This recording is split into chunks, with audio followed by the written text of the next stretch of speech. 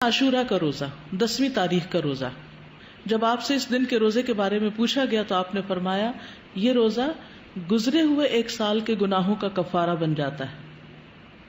یعنی پچھلے محرم سے لے کے اب تک کے جو گناہ ہوں گے وہ انشاءاللہ معاف ہوں گے، صغیرہ گناہوں کی طرف اشارہ ہے۔ اس دن کا روزہ جو ہے یہ مستحب ہے۔ جابر کہتے ہیں کہ رسول اللہ صلی اللہ علیہ وسلم ہمیں عاشورہ کا روزہ رکھنے کا حکم دیتے، ہمیں اس کی ترغیب دیتے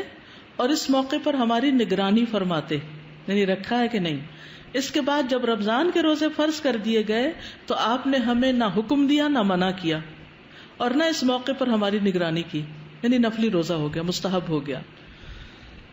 حضرت عائشہ سے روایت ہے کہ جاہلیت کے ایام میں عاشورہ کے دن کا روزہ رکھا جاتا تھا، جب اسلام آ گیا تو اب جو چاہے اس کا روزہ رکھ لے اور جو چاہے اسے چھوڑ دے۔ لیکن نبی صلی اللہ علیہ وسلم نے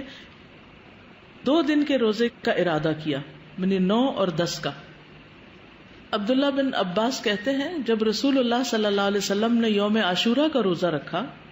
اور اس کا روزہ رکھنے کا حکم دیا تو صحابہ نے عرض کی اللہ کے رسول یہی دن ہے جس کی یہود و نصارہ تعظیم کرتے ہیں۔ اس پر رسول اللہ صلی اللہ علیہ وسلم نے فرمایا جب آئندہ سال ہوگا تو اگر اللہ نے چاہا تو ہم 9ویں دن روزہ رکھیں گے۔ کہا اس کے بعد آئندہ سال نہیں آیا کہ رسول اللہ صلی اللہ علیہ وسلم وفات پا گئے۔ ٹھیک ہے، تو افضل کیا ہے 2 دن کا رکھ لیا جائے، 9 اور 10 کا۔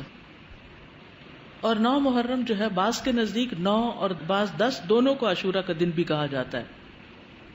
پہلا عشرہ ہے نا اس میں، جی نہیں 11 والی روایت ضعیف ہے، یعنی بعض کہتے ہیں 10 اور 11 بھی رکھ سکتے ہیں، لیکن یہ کہ 11 تاریخ کے روزے کی روایت ضعیف ہے، اصل میں 9 اور 10 ہی ہے۔ ابن القیم کہتے ہیں کہ ابن عباس کا یہ کہنا تم محرم کا چاند دیکھو تو گنتے رہو اور 9ویں تاریخ کے دن کی صبح روزے کی حالت میں کرو، تو اس سے مراد یہ نہیں کہ عاشورہ 9ویں تاریخ کو کہتے ہیں، بلکہ ان کی مراد یہ ہے کہ 10ویں سے پہلے 9ویں کا روزہ بھی رکھو، کیونکہ آپ نے فرمایا تھا کہ اگر میں زندہ رہا تو روزہ رکھوں گا، تو یہ ایک طرح سے آپ کی سنت ہو گئی، کیونکہ آپ نے اس کے بارے میں خود صحابہ کو ترغیب دلائی۔ بچے چلیں اگر 2 نہیں رکھ سکتے تو 1 تو رکھوائیں۔ اور یہ جو الفاظ ہیں نا سلسلۃ الاحادیث الضعیفہ کے کہ اگر میں زندہ رہا تو یوم عاشورہ سے 1 دن پہلے یا 1 دن بعد میں روزہ رکھنے کا حکم دوں گا،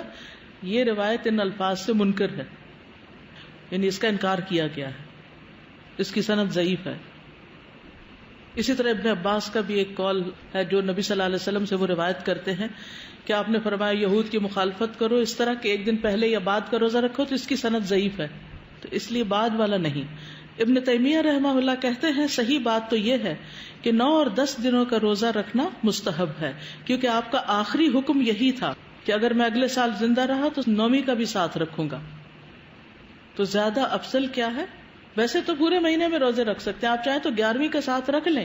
3 اکٹھے رکھ لیں، لیکن وہ جو ہے نا فضیلت والی بات اور مستحب ہونے والی بات وہ 9 ہی کی ہے۔